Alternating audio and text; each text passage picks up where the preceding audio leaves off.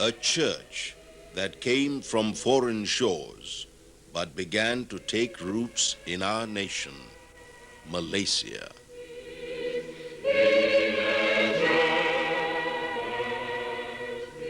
St. Francis Xavier was among the first to bring to this land the seeds of the gospel in the 16th century. Through the years, Malaysians built the local church.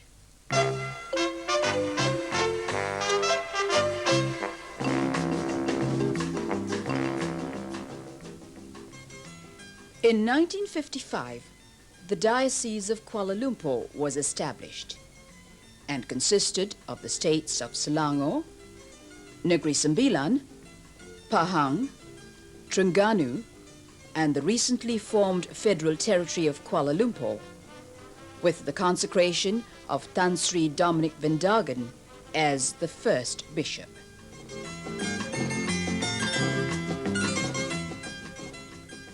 The new Diocese of Penang was created in the same year, consisting of the states of Penang, Kedah, Perak, Perlis, and Kelantan, with Bishop Francis Chan as the first bishop.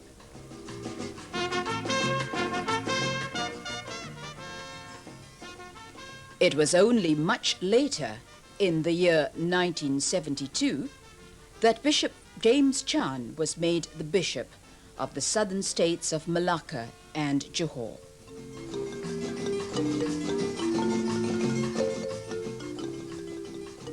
We have thus seen that over the years there has been a gradual expansion of the church. We have at present a total of 83 parishes and 123 outstations in the peninsula.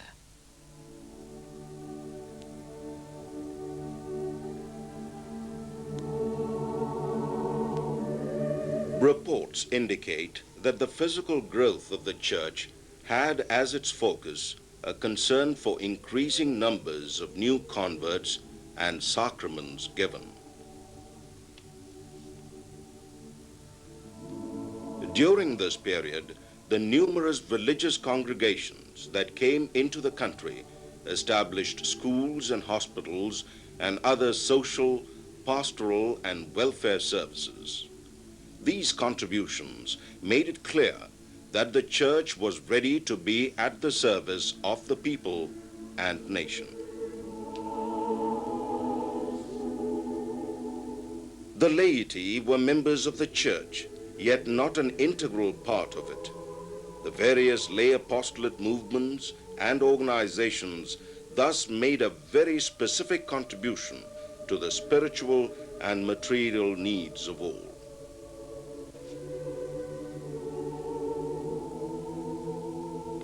This whole growth and expansion of the church in Malaya at this time was very much according to the mind of the First Vatican Council, held in 1817. It was also during this period that the church was confronted by the world going through radical changes in all aspects of life.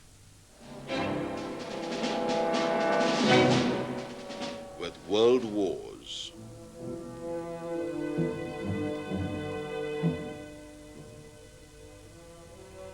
poverty, scientific and technological advancements. These raised questions about the role of the church in the modern world. This was the backdrop, one of gloom and of challenges at the same time.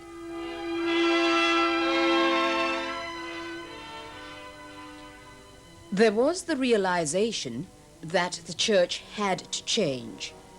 It needed new ideas and a new spirit to bring to the people of God and to the world. The mettle of the church was being challenged by the world. The years to come were years of challenge for some, fear for others, encouragement for some, and disappointment for others. This was the consequence of wanting to make the gospel come alive today.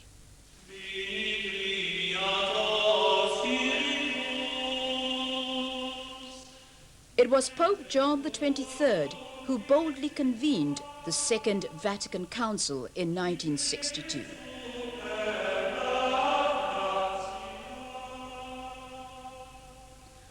The council was called to meet this need, to bring the gospel to people's hearts with conviction and effectiveness.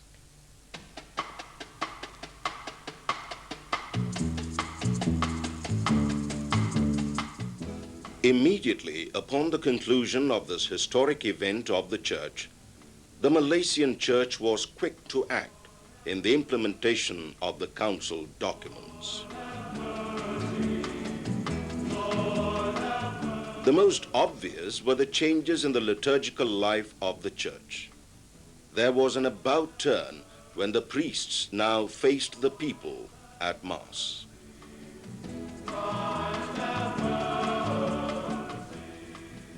The century-old tradition of solemn Latin Masses gave way to local languages and participation of the people.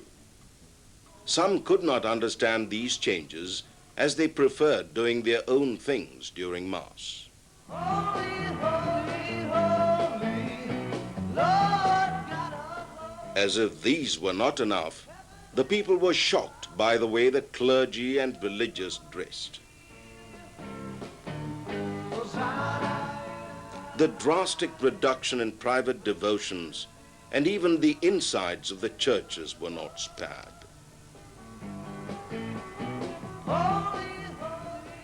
People were literally groping in the dark to try to make some sense out of what was happening within the church.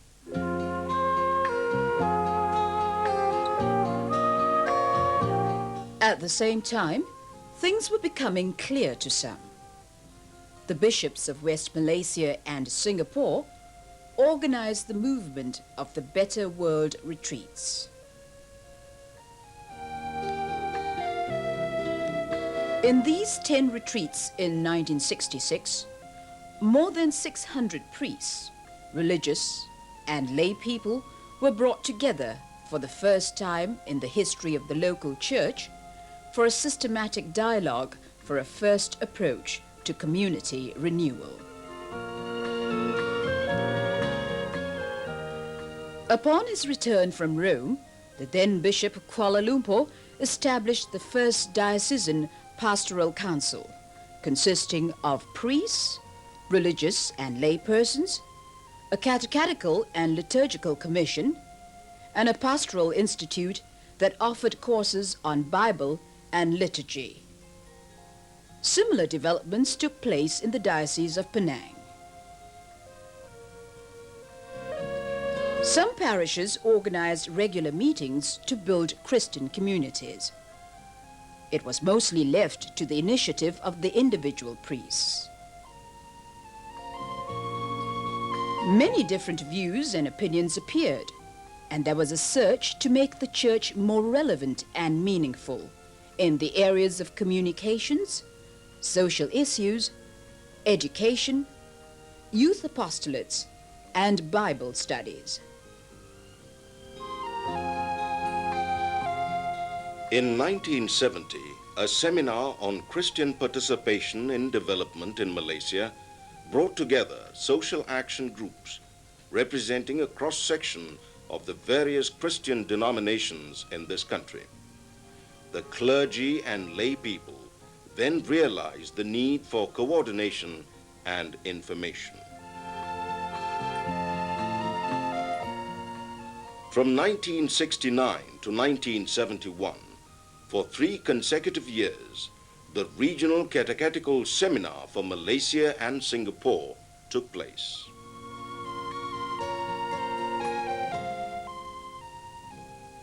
Certain rural parishes developed new programs of pastoral formation for estate young leaders, broadening the traditional evangelization with social involvement of their communities. This culminated in various programs involving both aspects.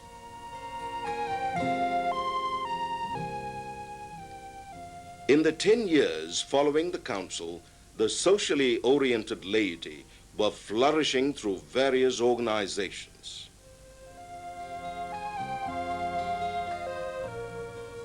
However, these organizations were affected by the church crisis of the mid-70s.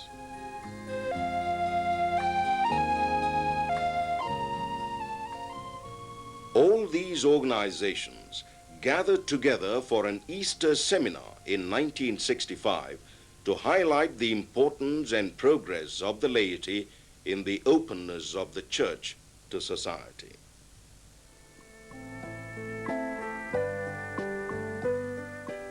This was also the time of the exodus of some priests and the expulsion of missionaries from Sabah.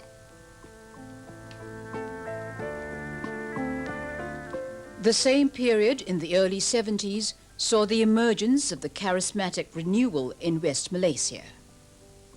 While bringing spiritual renewal, it may have increased the self-centeredness of the Christian communities.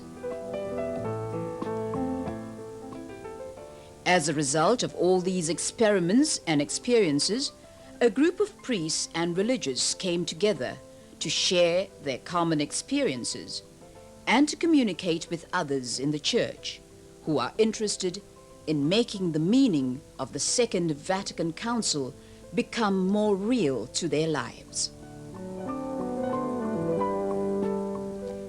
This resulted in the formation of the group 5 Loaves and 2 Fishes.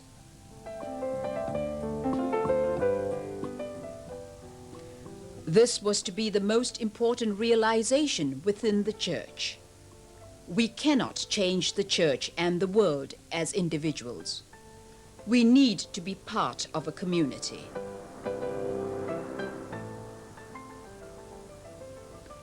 Another new realization was the human approach to evangelization, a movement away from personal salvation to the salvation of the community.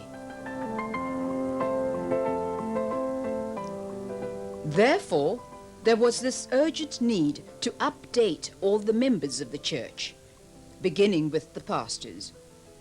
The month-long renewal, or adjournamento in Penang, was both a time for reflection and prayer to search for a new identity and mission for the local church.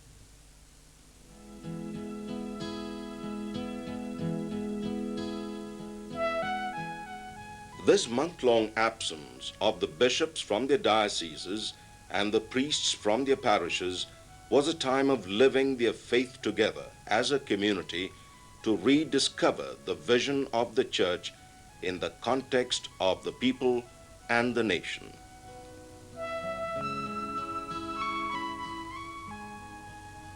The whole process of renewal involved having a better understanding of the socio-political and economic realities of the nation, and as a result, to be better able to read the signs of the times in the light of the teachings of the Second Vatican Council. The nation and people, where the church took roots, was being confronted by new challenges and problems. The church realized that to be a living church today meant making this part of its mission.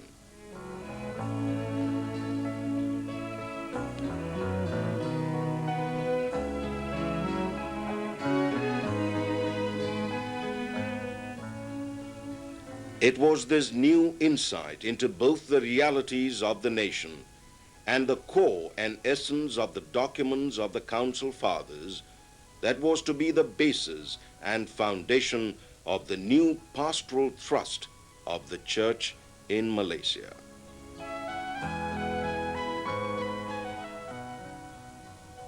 There was this new realization that in order to bring the gospel message of Jesus Christ of love, peace, and justice to modern man, the members of the church had to become the new witnesses in their lives. The all-important question was, how? How to build this new church that becomes now the new sign of God's love and the new sign of hope for the integral salvation of the world to fulfill the spirit and vision of the Second Vatican Council.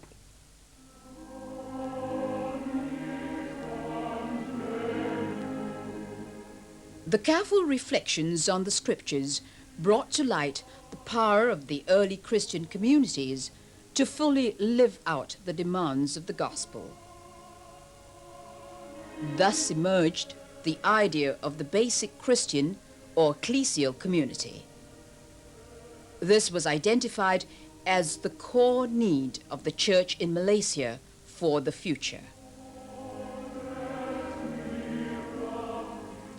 If the church was to become the new leaven in society and the new light in the world, the members had to become, once again, praying communities, sharing their lives and their dreams, and becoming actively involved in exercising their mission in the world.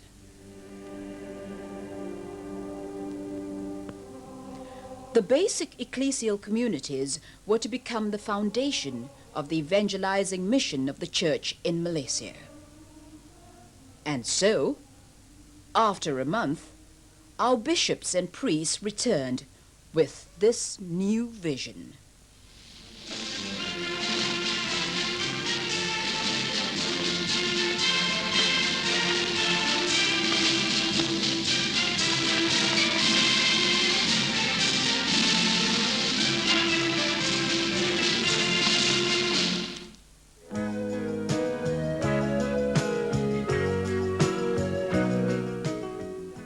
The mission of the church is not unto itself, but to the world, and the basic ecclesial community was seen as the vehicle for this mission to the world. Where this vehicle was to go was clear in the minds of the pastors.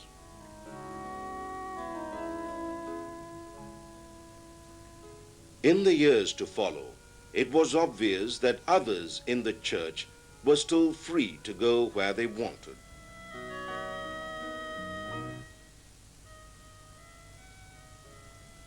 At the same time, many among the clergy and laity were not too enthusiastic about this new vision of the local church.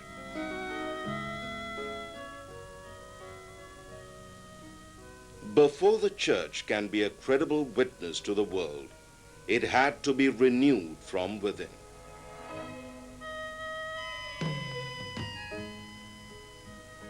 Thus, the first related need was identified as the urgent call for the formation of the members of the church, especially the laity.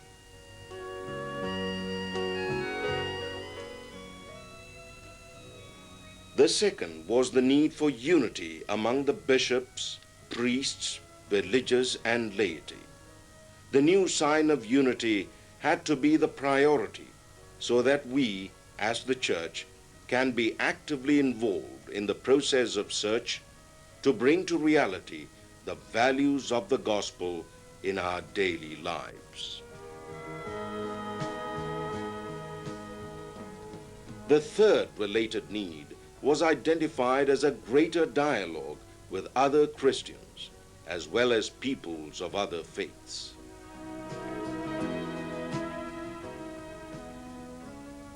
Especially in a multi-religious society, this dialogue seemed to be very crucial for the process of evangelization.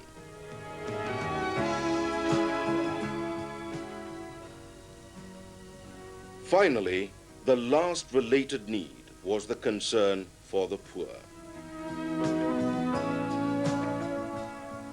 The universal church after the Second Vatican Council was becoming aware of the meaning of bringing the good news to the poor.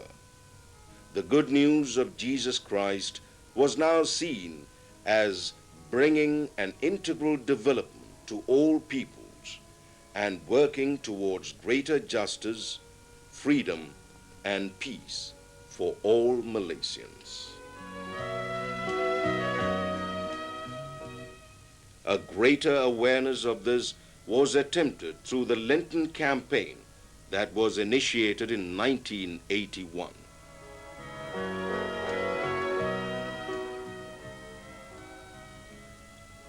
The National Office for Human Development, as the social action arm of the bishops, initiated numerous programs and projects in Peninsular Malaysia to concretize the Church's option for the poor and the promotion of justice.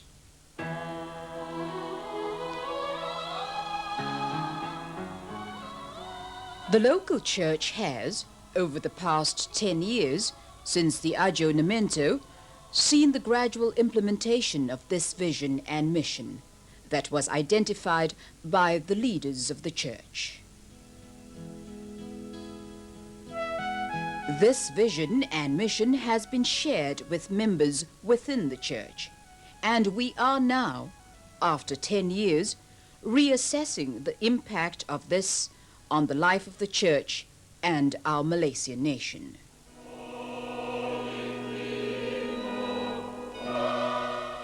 Various programs were implemented.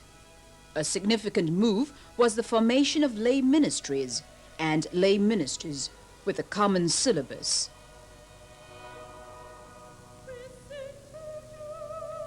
These lay people followed courses on scripture, liturgy, basic ecclesial community, spirituality, ethics, and various other topics which would help them in their apostolate.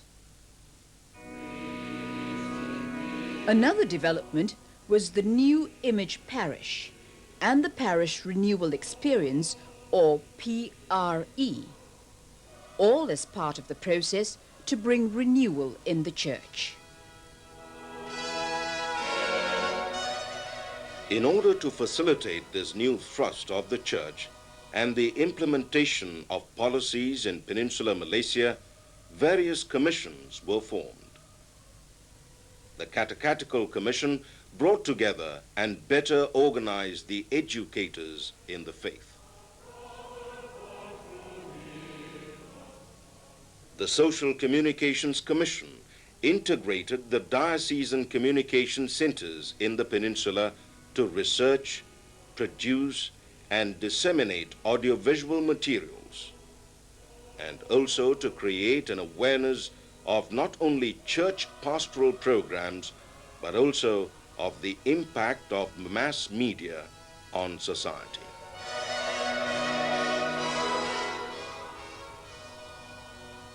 With the increasing use of the national language in the country, the Bahasa Malaysia Commission was formed to research and promote the use of Bahasa Malaysia in the local church today.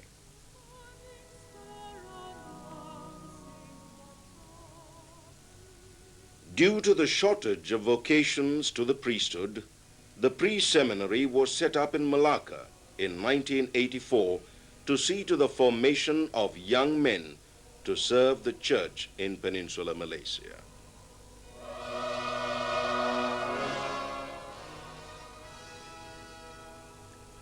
As the people of God in our nation, Malaysia, we are at a new stage in our growth as a church. We are being asked to search our lives as individuals and as members of this community, to seek together with the Holy Spirit as our guide to forge new ways to make the mission of the church come alive today.